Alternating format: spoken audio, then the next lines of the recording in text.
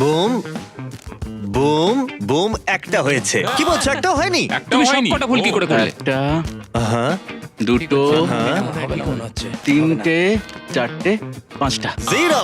আমরা দুজনেই সব ভুল বসিয়েছি। ওকে, আমার ফেভারিট মিল্ক ক্রাঞ্চ, ঠিক আছে। ঠিক আছে। আমার second favourite peanut butter, hazelnut, fourth favourite আর পিনাট বাটার। বলো। ঠিক আছে, ঠিক আছে। একটা তাহলে ঠিক হয়েছে। 1 নম্বর। এটা ভালো লাগছে, ও যেভাবে শুরু করলো।